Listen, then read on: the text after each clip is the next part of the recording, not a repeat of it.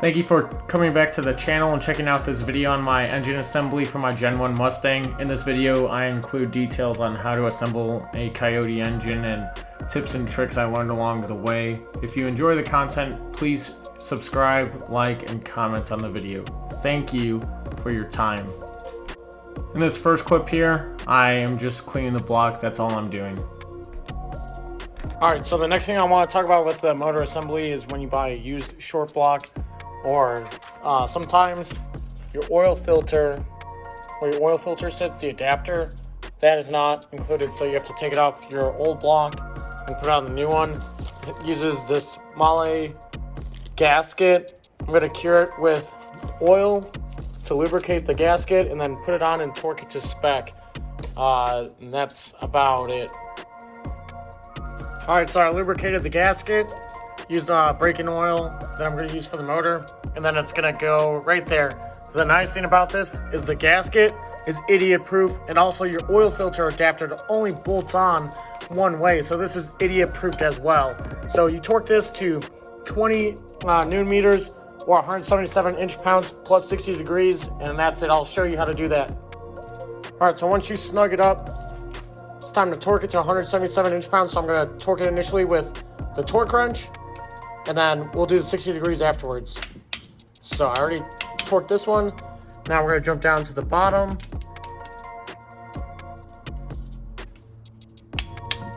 Alright. Now we come to the last one.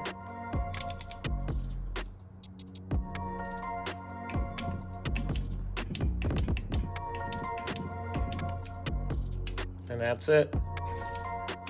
So now we're going to use the other torque wrench I have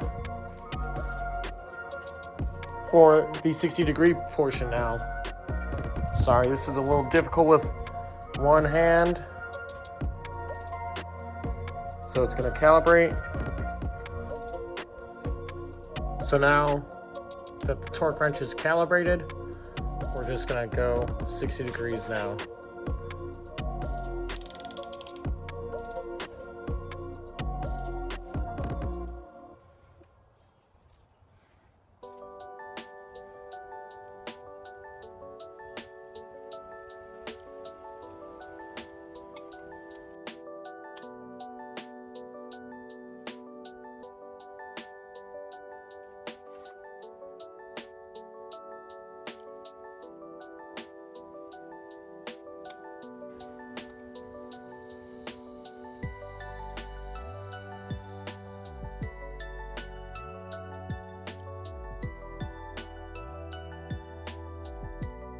I went to 182 on this one because I made a mistake on the other one where I accidentally ratcheted it back a little bit and lost 2 degrees, so I just carried that 2 degrees over to that last one. That's how you install your oil filter adapter. So now what's next is I'm gonna get some brake clean off the deck, and then put the head studs in, and then get the head gasket and the cylinder head on the engine. So at this point, we're starting to mock up the motor and get ready for assembly. So today I'm going to chase all the threads with my tap for my ARP head studs, get the head studs on, head gasket, cylinder heads, torque them, and then hopefully get the cams in place and get the cover on, and then package it all up and just wait to time the motor on a different day. So that's what I'm going to do right now, and you'll see shortly on what happens.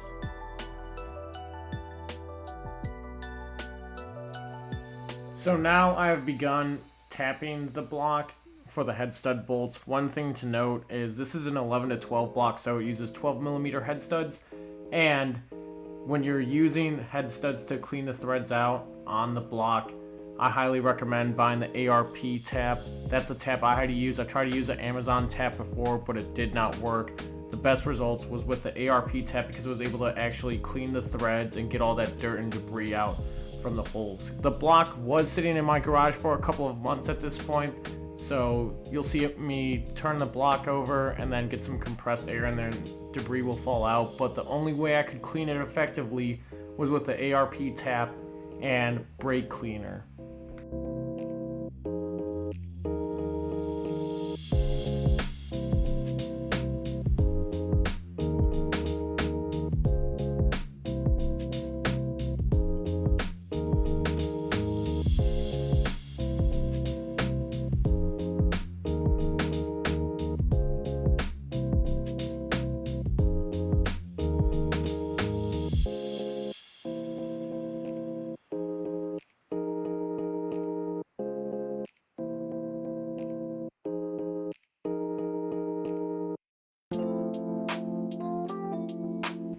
At this point, I then begin to install the head studs themselves. I thread them down all the way, like in Real Street's video with Brett Lasala, where he shows how to assemble the Coyote, and he said to bomb out the threads all the way, and then you back it off one rotation counterclockwise. I'm sure I include that in a later clip.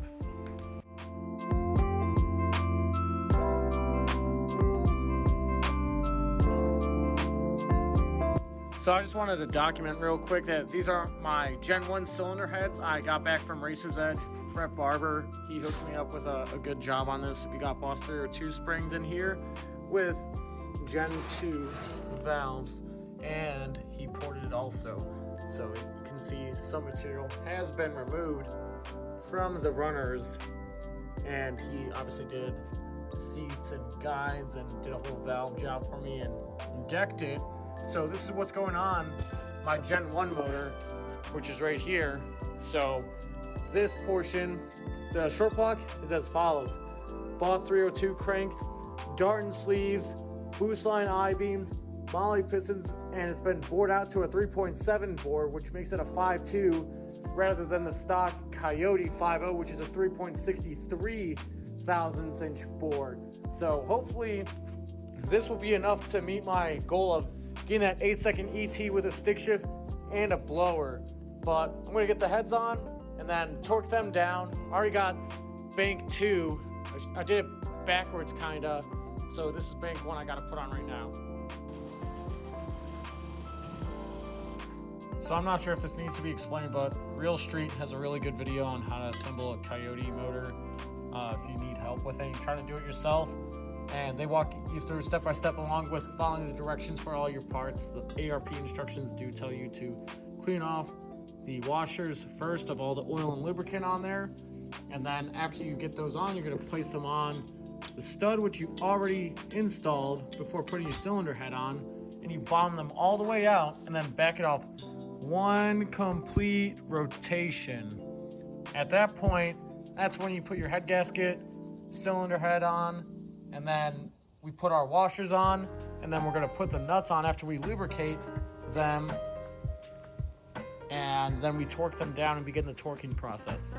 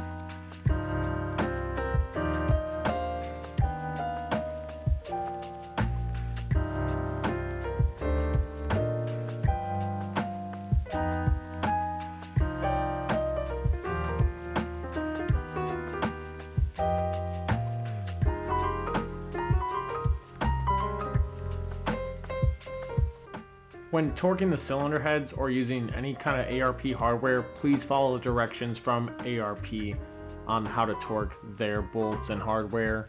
If you're using OEM, follow the OEM instruction.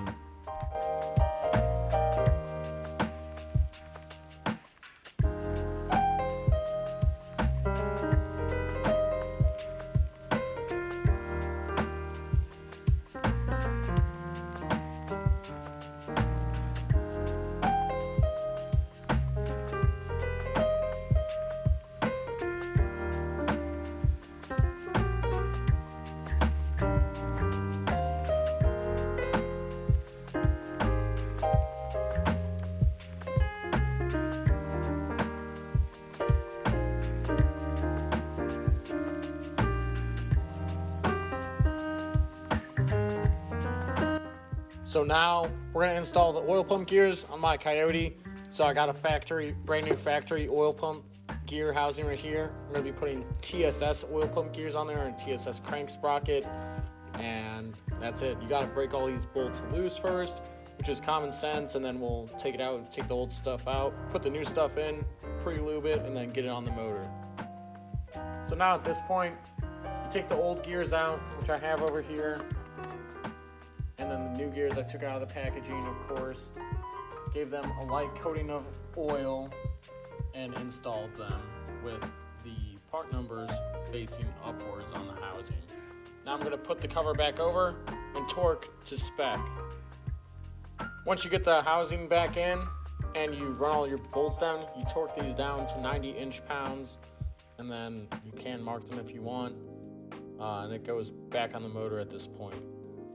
Alright, so I got the oil pump on the engine now, and as you can see next to each bolt, I have the bolt number, the torque spec, which 89 inch-pounds, and then the degree of torque after that, which is 45 degrees, and went around it.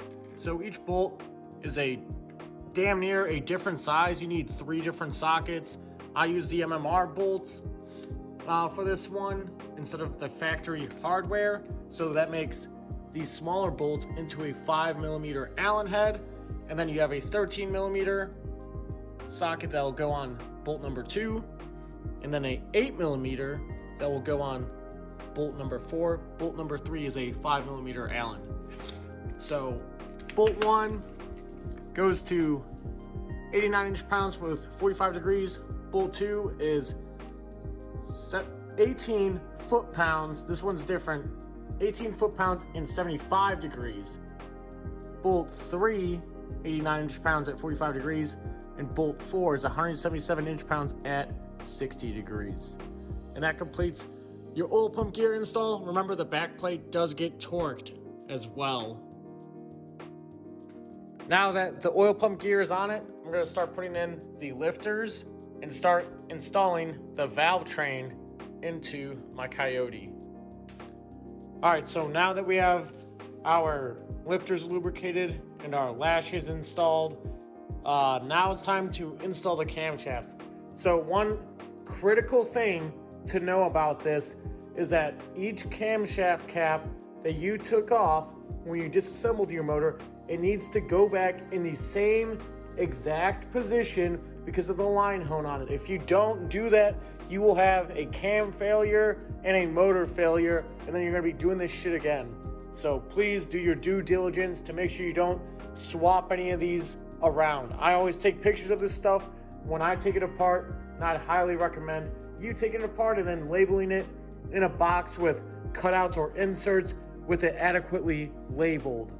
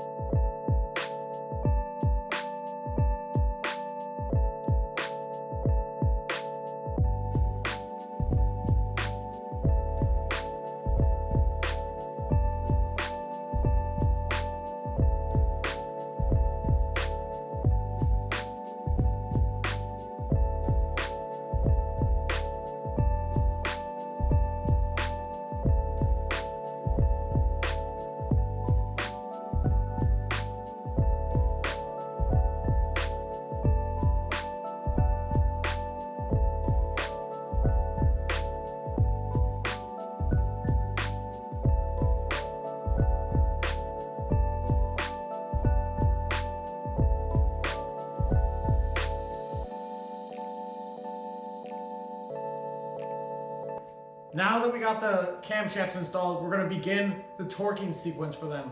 So in ComCam's instructions, They say at certain points you may have to go a quarter turn at a time to make sure the cam gets torqued down evenly and not cockeyed or the wrong way. And we're using ARP hardware, of course, part number 156 TAC 1005. It will be torqued to 90 inch-pounds at the end, but we're gonna torque it in sequence, which is very similar to the way you torque the head studs on these motors. So we're gonna go ahead and begin.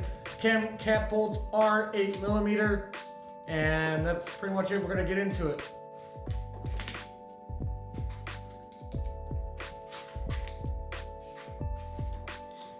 And when starting with the torquing, you're gonna start with the interior bolt and then go to the exterior. Interior, then exterior, and work your way out so you flatten out that torque so it's not getting twisted or anything. I'm sure you can see everything.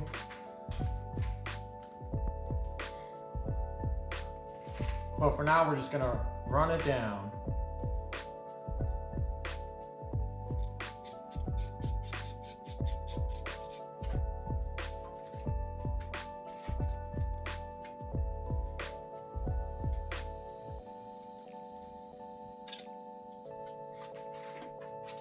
Sugar.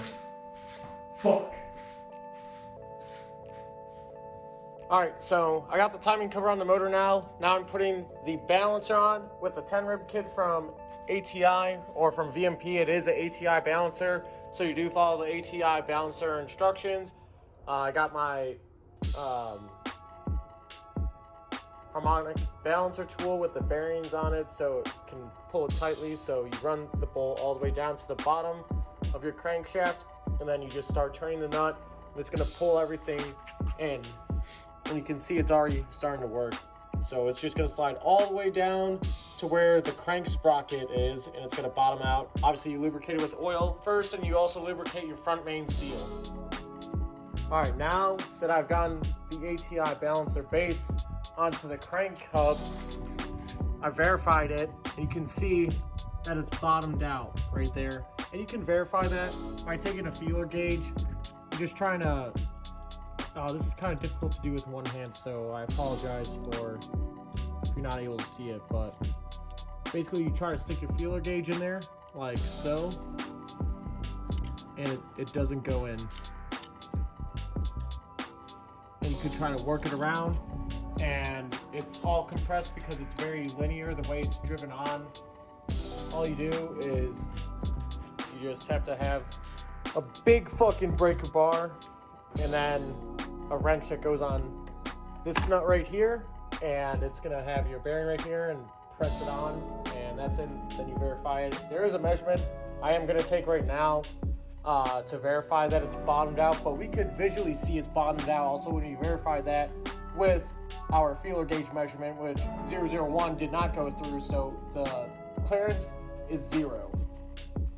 All right, so the next way we're going to verify our reading is by measuring the depth, the distance between our balancer base and the timing cover. So you see we got around 5.7 or 0.5715. So we're going to zero it out here, and then we're going to measure it from the front of the balancer to the rear, to the timing cover. So we're just going to place it exactly like this, and then we're just going to go ahead and compress it. Again, the reading should be around 0.940, which I just saw it.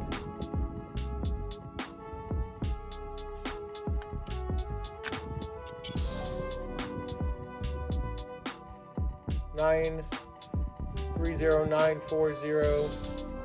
It's right there. So our measurement is correct. This is in accordance with the VMP's guidelines on their install videos. However, just know when you do install this, you need to heat up your balancer, and then I sprayed a little bit of penetrating oil onto the front of the crankshaft, just so it shrank a little bit and make it easier to press on there. Otherwise, you're going to be fighting this all day. And do remember, on both keyways, you have to put a dab of RTV so it doesn't leak, and you lubricate your front seal also before you put it on as well. But that's it for our ATI balancer. Now I'll get the rest of it on, and then we'll be able to get the bottom of the motor all buttoned up with the oil pickup tube, our windage tray, and our oil pan. All right, now I've put the 10 rib pulley on, which is our 25% overdrive pulley, with the 6 T40 modified bolts, blue Loctite on them, and torque to 16 foot-pounds of the star pattern. And they sit flush. And now it's time to put the accessory pulley, which is a 4-rib belt. VMP does include the 4-rib belt in the 10-rib kit when you order it through them. And these will be torqued to 28 foot-pounds as stamped everywhere, so it's kind of idiot-proof. Real quick, secure the lower balancer using the FFRE kinetic crank stud. Very simple, straightforward instructions. Lubricate the threads, install it, bottom it out, and then you get your stepped washer in there, and then you put your 12 bolt or 12 point watt or 12 point whatever it's called. You know what I'm talking about. This thing. And then you torque it down to 120 foot-pounds for 1122 Coyote. Predator shit is a little bit different. I believe it's 140 foot-pounds. But just know when you torque this, your motor's gonna spin. So what Ford recommends from the factory is you get a strap wrench and you kind of brace it, and you kind of got to be to torque the bitch down, you know. But that's just how it is. I got RTV on all 4 corners now of the block. I'm gonna get my windage tray on here. I did have to modify, and I'm gonna entail what that meant. So also, one other thing to note, with the Moroso oil pan and the Moroso oil pickup, the factory oil pickup tube mounts off this main stud right here. And what I had to talk to Moroso about it because their instructions didn't include it, and they said to relocate the stud to where we'll pick up. So I had to relocate it there and then torque it to the ARP torque specs, and that's it. I just swapped the two and torqued them down, and that's it. So now I'm gonna get the windage tray on there and get the oil pickup, and then we'll button this up basically. All right, so obviously I got the windage tray on now and the oil pickup tube. Moroso's instructions aren't the best, so what you do now is you put the pickup tube over the stud, and then you're going to take your standoff or the mounting point for it, and then you're going to thread this on, and then you're going to torque this to 20 foot-pounds. This gets torqued to 20 foot-pounds, and then our bolts up here for the pickup tube are going to get torqued to 89 inch-pounds plus 45 degrees.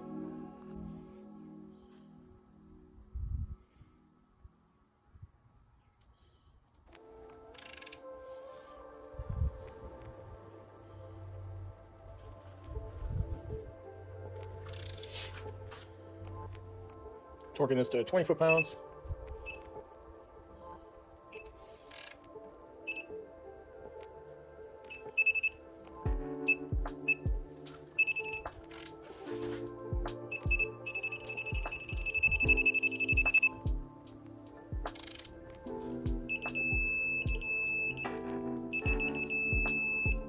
All right, so now that the pickup tube and the windage tray is on there, I have the RTV at all 4 corners of it. It's now time to put the oil pan on. Oil pan is baffled. This is the Moroso drag racing oil pan. It's what I want to run because I'm going to be racing the car a lot. In the stock pan, there is baffling problems with it, or you could overfill it, but I'm not really a fan of any of that hocus pocus stuff, so I figured I'd rather do it right the first time.